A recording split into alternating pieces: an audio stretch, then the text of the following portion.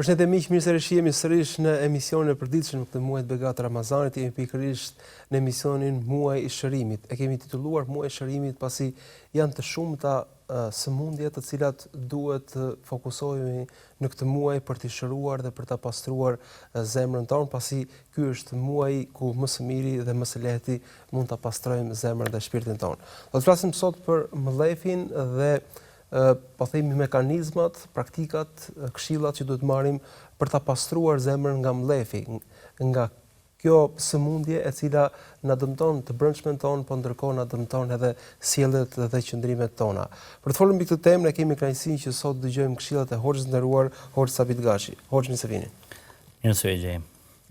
Hoxh, ne do të flasim këto minuta për mlefin, kuptohet nga gjithë secili që është një veti e keqe, e ulët për gjithë secilin, po jo të gjithë i shpëtojmë kësaj sëmundje, ndoshta në nuanca të caktuara mund të prekemi të gjithë. Si na dëmton mlefi kur e kultivojmë brenda vetes dhe pse duhet ta shërojmë veten nga kjo ndjenjë? Me emrin e Zotit, Mëshiruesit, Mëshirëplotit, falenderojmë Zotin e Madhërisëm. Salavatet, selamet e Zotit dhe përshëndetjet tona e dedikojmë vulës së gjithë profecisë Muhamedit, paqja dhe bekimi i Zotit qoftë mbi të. Kur jemi tek mlefi, s'ka dyshim se fillimisht edhe sot vetë mjekësia e konsideron si një vrasës, sepse njeriu kur mban në vetë mlef, ka ngritje të tensionit, pra shtypje së gjakut, pastaj ngritja e sheqerit, zemra fillon të punoj fuqishëm sepse duhet të mbrohet nga rreziqet që mund t'i kanosen, madje edhe truni mund të trubullohet dhe gjitha këto dhe si pasojë mund vinë deri ndonjë infarkt që është vdekje prurës. Andaj dhe e quajnë vrasës. Gjithsesi pastaj edhe në anën shpirtërore është një vrasës sepse vret problemet tona, vret punët e mira tona, i fshin ato. Dhe kur dalim para Zotit, shumë të mira ndoshta kemi bërë, mirë, por kur ta shohim se mlefi që kemi pasur, ai vetëm ai ka varros shumë prej të mirave tona, për shkak se ai ka qenë në zemrat tona apo në trupin ton. Sa na ndihmon sinqeriteti në raport me Zotin? Duket sikur sinqeriteti është ilaç për çdo problem që kemi, për çdo mangësi, për çdo paudhësi që shpesh përfshihemi në të. Si na ndikon forcimi i sinqeritetit me Zotin në kurimin e mlefit raport me njerëzit? Po, s'ka dyshim se sinqeriteti është ajka e besimit tonë dhe i sinqerti është ai i cili adhurimin ndaj Zotit e bën të pastër. Dhe sinqeriteti arrin që ta pastroj, ta filtroj, është një filtr shumë i mirë i zemrës dhe i gjithë trupit tonë. Andaj ai i cili ka sinqeritet shpëton nga kjo sëmundje. Ndoshta jo 100%, por se edhe nëse ndonjëherë do të futet në zemrën e këtij të sinqerti, shpejt do të filtrohet, madje për atë arsye edhe Zoti na i la afat 3 ditë kur ngatrohemi me dikë, me një vëlla tonin, atëherë sipas Islamit deri në 3 ditë mund që ta shtysh atë mlef që e ke ose atë zëng që e ke me vëllaun tënd. E pas 3 ditë pastaj ajo fillon, nëse nuk përmirësohet, fillon të shndrohet në sëmundje. Pra 3 ditë është kufiri, po themi kufiri i kësaj. Dhe për 3 ditë, nëse jemi të sinqert, për 3 ditë patjetër duhet ta filtrojmë dhe ta nxjerrim nga vetja jon mlefin. Sinqeriteti për shkak se Zoti thotë wa ma umiru illa liya'budullaha mukhlisina lahu ad-din hunafa. Dhe nuk I kemi urdhëruar për tjetër vetëm se ta adhurojnë Zotin me sinqeritet të pastër. Sinqeriteti pra e bën njerin të pastër.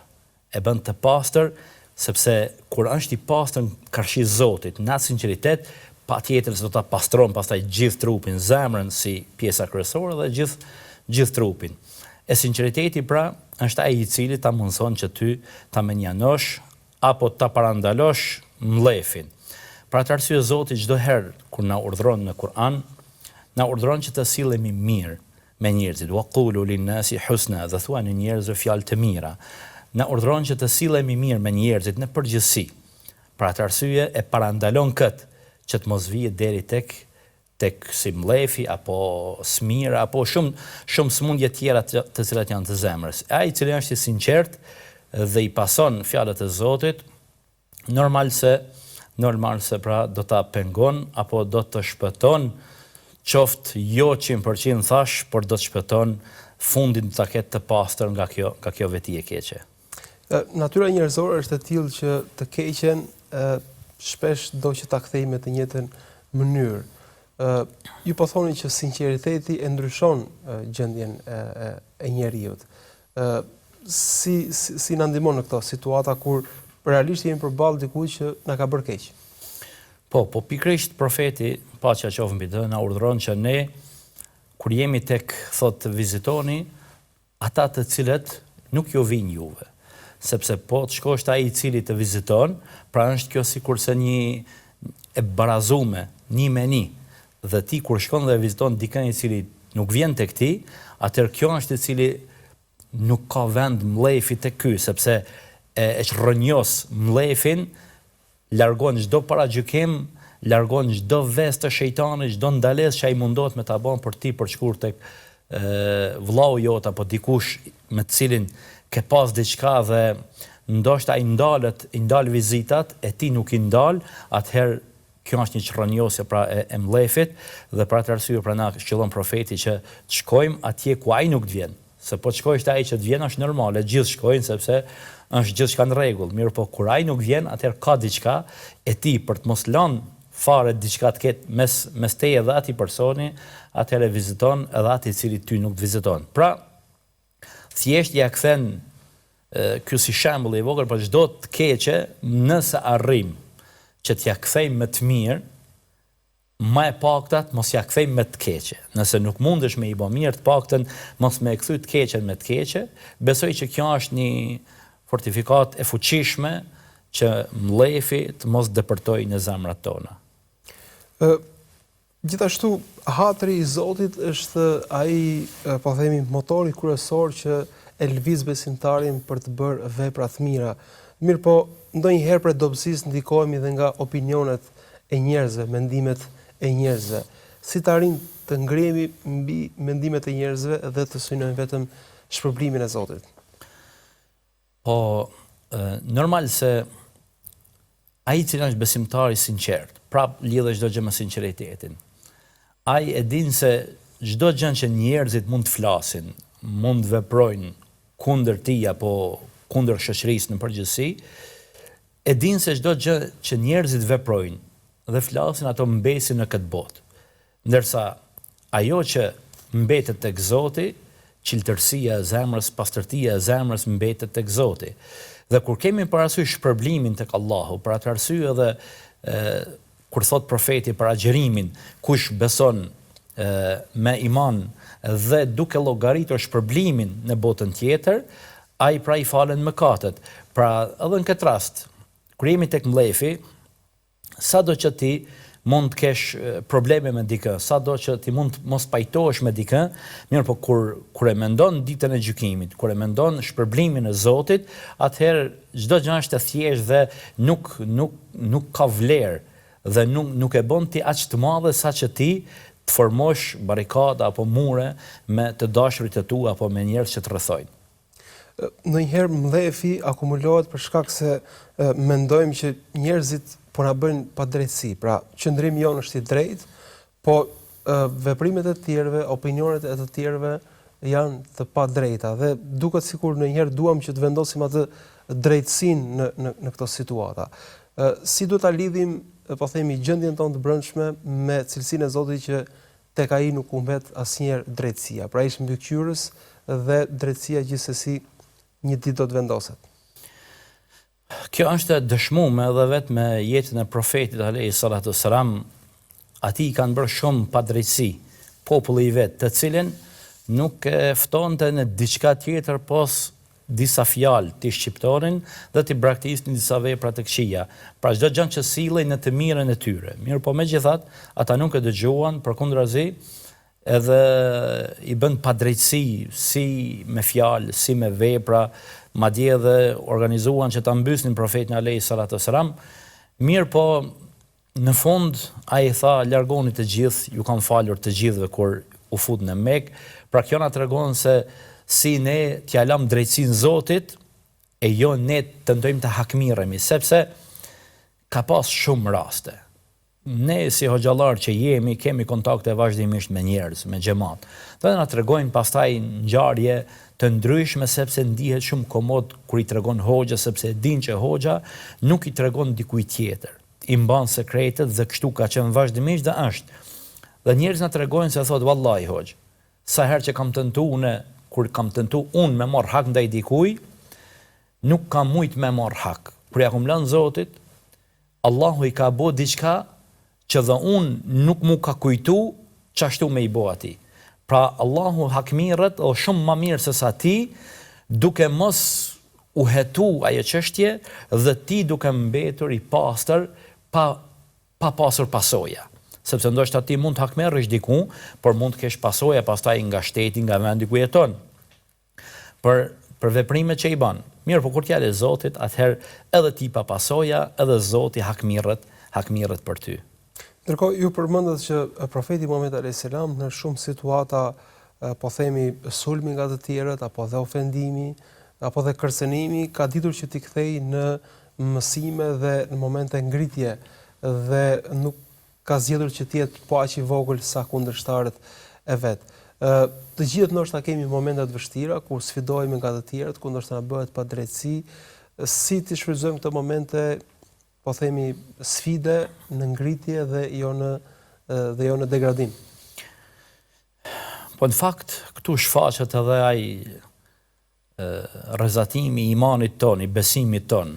Sepse po t'jeshti në komoditet dhe kur të gjithë të dëgjojnë dhe askush nuk ta kthen fjalën dhe njerëzit të pasojnë ty ose e veprojnë atë që ti i këshillon, atëherë nuk shfaqet ajo mirësia e Islamit, sepse jenë kushte normale. Mirë, po kur dikush të kërcënon ose nuk të dëgjon apo vepron diçka tjetër çka ti urdhëron, atëherë në këto momente është ajo mirësia e Islamit kur ti e shfaq dhe ti ja kthen me të mirë ose të paktën nuk hakmerresh ndaj tij dhe e liron këtë me një buzëqeshje dhe kjo është më e rëndë ndoshta se sa ti thuash 1000 fjalë apo 1000 qortime, ti thua atij, buzëqeshja është më e rëndë për ta e në realitet ajo nëse ai është pak i sinqert, nëse është vetëm pak ka njerëzillëk, atëherë kjo buzëqeshje gjithsesi se do të reflektoj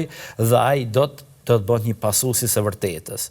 Sepse e keqja kur të kthehet me të mirë, me buzëqeshje, kështu siç vepronte pejgamberi alayhi salatu wasalam. Vinte një njeri dhe e kishte marrë shpatën e pejgamberit alayhi salatu wasalam dhe i tha tash e kam shpatën në dorë. Çka më ndal mua që ty më të mbyt o Muhammed? E pejgamberi i tha me qetësi tha të ndal ai i cili ka gjithçka në duart e tij. Dhe pastaj kur e pai që nuk ka mundësi të veproj çysh mendoj, atëherë tha ashhadu an la ilaha illa Allah.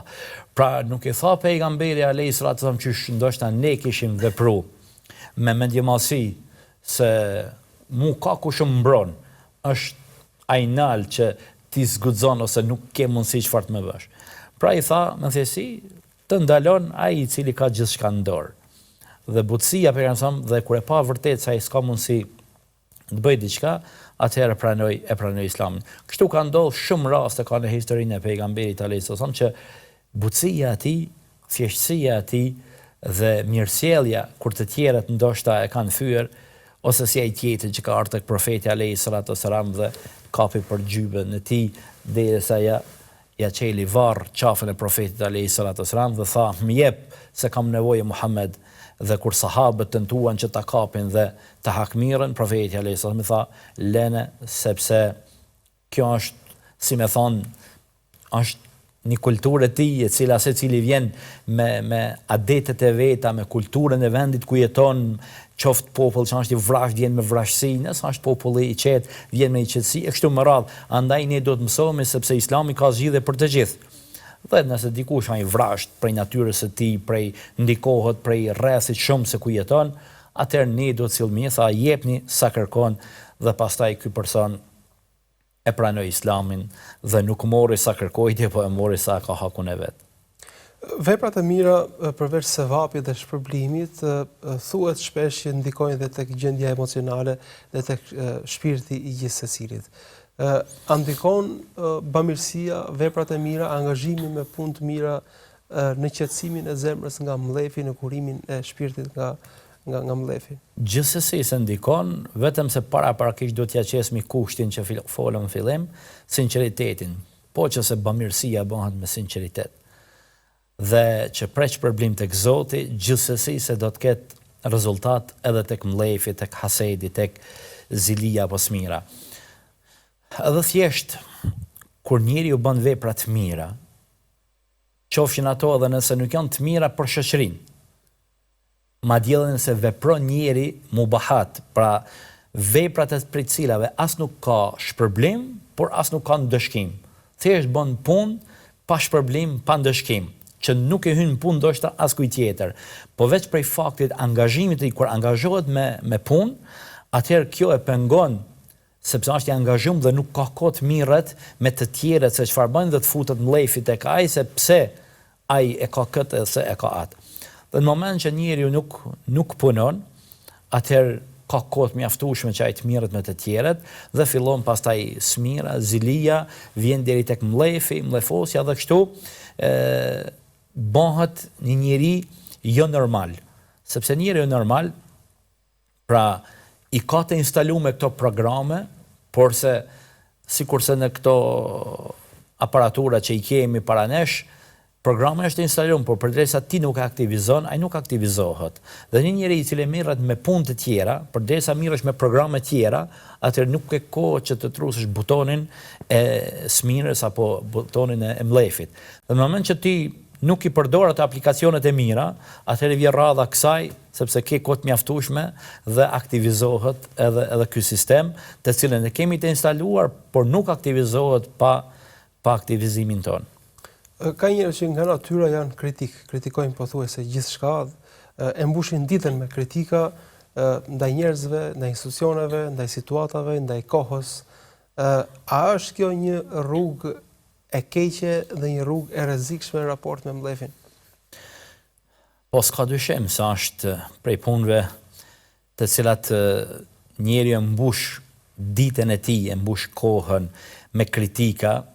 Gjithsesi se feja jonë është këshill, mirë po dallon ndoshta edhe kritika dhe këshilla ndallojnë jo çdo herë dhe në çdo vend dhe në çdo kohë, sepse çdo gjë që teprohet, ajo kalon në ekstrem dhe çdo ekstremitet është i dëmshëm. Andaj edhe kritika është që të jetë me masë, sepse ne kemi nevojë për ta kritikuar njëri tjetrin, por me rregullat e fesë tonë, ta kritikojmë dikën i cili vërtet ndoshta është në një lajfitje, e kritikojmë për një vepër, por jo në sytë të tjerëve, sepse ajo kritik pastaj bëhet kundër atij personi. Do ta kritikojmë njeriu kur jemi në vetmimet, në mënyrë që ai të mos turprohet para të tjerëve, dhe në moment që na teprojmë me kritikë ose i bëjmë pa vend ose i bëjmë kur jemi në haptazi me njerëzit, atëherë përkundrazi ai do të mlefoset ndaj teje dhe do të shpërthen ndaj teje me fjalë apo edhe me kërcënim apo edhe me sulme, dhe kështu që edhe ti pastaj do të aktivizohet edhe tek ti mlefi, sepse jemi njerëz dhe në moment që tjetri na kthen, edhe ne lëvizim, bëjmë diçka. Kështu që kritikat, ata që kritikojnë vend e pa vend, se që mirren, me thënë më mirë që mirren me njerëzit shumë, sepse na për fat keq kemi edhe prej besimtarëve, kemi edhe prej atyre të cilët pretendojnë se janë ndoshta të parët në praktikimin e fesë. Mirë po mirën me kritika të shumta, madje ndaj hoxhallarëve, ndaj ulemave, dietarëve. Thuaj se Allahu atë ka zbrit në tokë që ai t'i sqarojë të gjithë se kush është ky dhe kush është ai. Nuk kemi nevojë që ne të mirëmi me klasifikimin e njerëzve duke i kritikuar ata, sepse Zoti fundja nuk ka më na pyet neve se për të tjerët, por ka më na pyet për vetveten. Andaj kritikat e tepërta normal se nxisin mblef dhe normal se ti kur shumë kritikon, padyshim se kemi huq diku dhe ajo huqje do të paguhet me kërcënime ose do të paguhet në këtë botë pra me ngatresa e në botën tjetër pastaj me ndëshkim ose me shuarje ose fshirje të shpërblimeve. A nuk kupton kjo që duhet si komunitet, si bashkësi ose edhe si grupim i vogël njerëzish të përfshihemi në aktivitete, po themi pozitive, të dobishme, sepse duke u marrë me punë të mira, duke përfshirë njëri tjetrin në mirësi, do largojmë edhe këto divergjencat edhe këto ndasitë që shpesh bëhen pastaj burim edhe konfliktesh po edhe mlefi. Po, gjithsesi duhet që të punojmë aty ku është xhamati. Sepse nëse ndahemi nga xhamati, nëse ndahemi nga shumica e së mirë se kanë fjalën, sepse dikush mund ta keq kuptoj, sepse jo çdo herë kur themi shumica, kemi fjalën për ata njerëz të cilët janë të devotshëm, që ne i shohim që bëjnë vepra të mira dhe janë si xhamat, qofshin në xhami, që janë grup apo në shoqëri, por që janë pasues të fjalës së Zotit e që janë si shumicë, ose një mendim që është i përbashkët si shumicë. Dhe këtë shumicë duhet ta pasojmë. Madje edhe ndonjëherë nëse diku nuk mendojmë se nuk e kanë të drejtë, unë them se më mirë të pasohet një mendim i shumicës, jo dhe shumë i qelluar, se sa të veçohemi vetmas e të mundohemi në ekstremitet duke menduar se jemi duke pasu vetëm të vërtetën, sepse atëherë bën dëm më shumë, sepse atëherë mund të futemi në qorsokake më shumë se sa kur jemi në grup me xhamat. Puna me xhamat ka rahmet, ka bereqet. E puna në vetmi ose në veçanti, ajo mund të ngjall fitne, mund të ngjall telashe, probleme mes besimtarëve. Kështu që e këshilloj veten dhe gjithë të tjerë që të mirëmi me punë, me bashkësi, me punë pra të përbashkëta ku është një grup i besimtarëve që mirën me to, e jo çdo njeri të marrë një flamur dhe njeri këndej duke menduar se po bëjmë ndoshta ti e bën ndoshta i punë të mirë, por nuk është aq e mirë sa mendon ti, sepse me kalimin e kohës do të bëhet një grup dhe grupacionet janë të urrëtura në fe. S'ka grupacione sepse grupacionet të çojnë në humbje, të çojnë në humbje. E kështu që nëse i bashkangjitemi xhamatit, xhamati janë ata të cilët ka mëshirë, Allahu zbret mëshirë dhe zbret begati ku është xhamati. Nëse i kthemi dhe si rezultat, si rezultat apo si rrjedhoj, pastaj edhe ku ka mëshirë dhe ku ka begati, ku ka mëshirë nuk mund të ketë mlef. Psa nuk shkon bashkë edhe mëshira Allahut edhe mlefi si xhamat, po dhe si individ. Ndonjëherë shumë paragjykime, shumë po themi ide të këqija zbuten sapo japim dorë njëri tjetrit apo sapo takohemi dhe ndoshta shkëmbejmë ato fjalët e para, prandaj çdo bashkim ka mëshirë. Prej ilaçi i parë, i cili është për shërimin e mlefit, është zgjatja e dorës.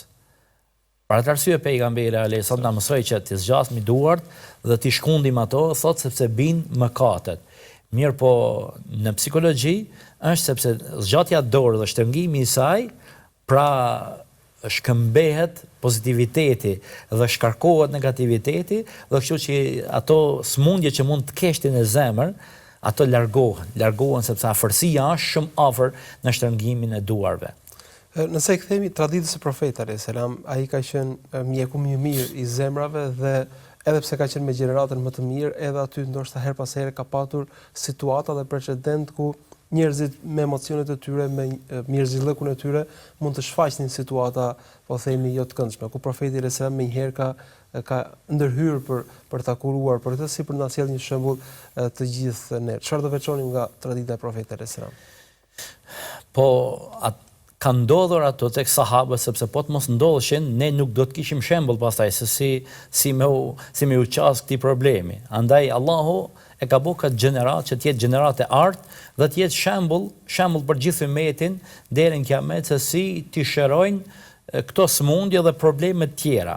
Andaj ka qenë një gjenerat e cila jo rastësisht ata i kanë bërë ato veprime, sepse kur e këshir logjikisht çfarë besimi kanë pas, çfarë imani kanë pas, e ndonjëherë kanë bërë disa ngatresa ose është rasti i shpifjes së Aishës radhiyallahu anha, nanës e besimtarëve, bashortës e pejgamberit alayhi salatu wasalam, ku banën shpifjen dhe aty ranë viktim disa nga sahabët e cilët nuk ishte normale kjo punë që ata me imanin, me besimin e tyre të binin në këto kurtha.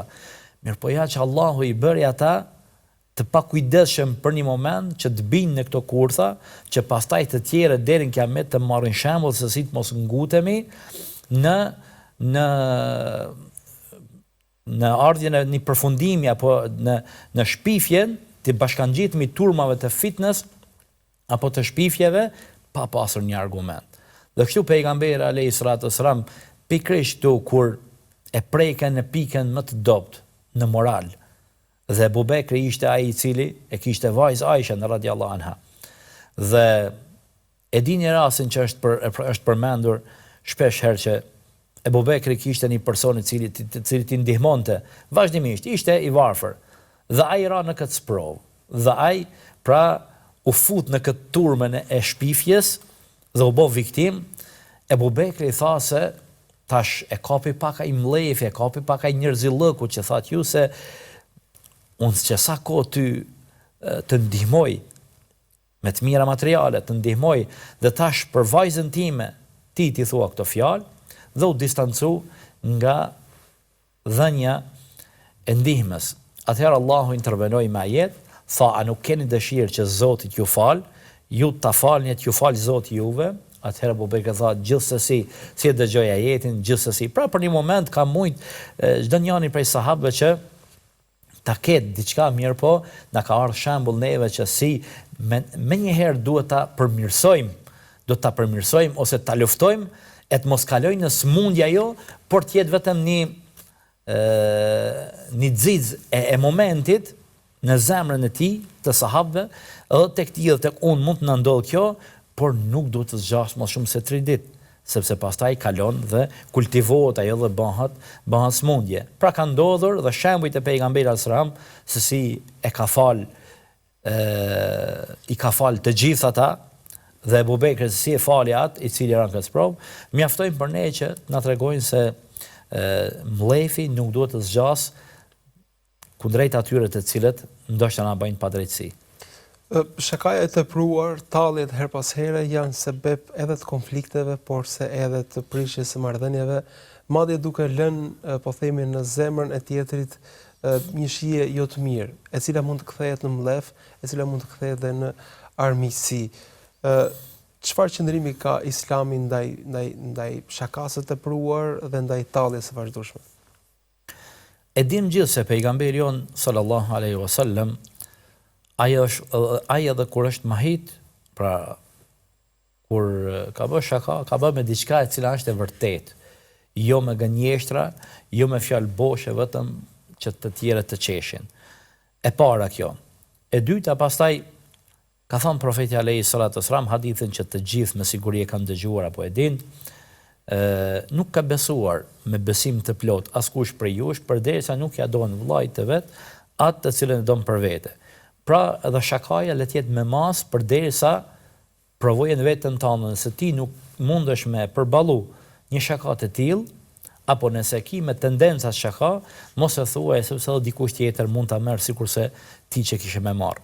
Andaj çdo gjë duhet bëhet me karar, me mas, sepse edhe më herë thash, çdo teprim kalon në ekstremitet dhe ato pastaj bëjnë dëm, janë të dëmshme. Do ta kemi në konsiderat vllahun ton ose grupin e vëllezërve tan të cilët nuk duhet t'i kalojmë kufijt. Sepse mbi gjitha do ta dim se nuk është qëllimi jon të mbesim për herën këtë botë se s'do të mbesim, por qëllimi jon ne të jemi vëllezër pastaj edhe në ditën e gjykimit jemi bashkë në xhenet. Andaj mos ta bëjmë as të rëndësishme qëndrimin tonë, nejet e tona, me këto muhabete, me këto talje, e t'i lëndojmë zemrat të tjerëve, sepse e mund t'jetë qasit për një qas, për një moment, mund që ne të mahit me diçka sa për të kalu pak një kohë, por jo të kalojmë në ekstrem, jo të ofendojmë, e jo të mundohemi përmes mahive t'i lëndojmë të tjerët, sepse pastaj ka pasojë edhe aktivizohet sistemi i mlefit. Zoti shpërbleft, Zoti nderoft. Zoti shpërbleft. Juve Zoti na pastrof prej këtyre smundjeve e dalshme faqebardh nga ky Ramazan dhe inshallah të shpëtuar nga mlefi, nga çdo smundje e keqe e zemrës, e Zoti na fal të gjithëve. Amin. Dhe me këto dua, me këto lutje dhe me këto këshilla po e mbyllim edhe takimin e sotëm, sa më pak mlef, aq më të shëndetshëm, aq më besimtar të mirë dhe aq më tepër shpërblime dhe pozitë tek Zoti i lartësuar. Këto ishin kryesisht këshillat e Hoxhës. Lutim Zotin që na bëj dobi të gjithëve, miru takofshim.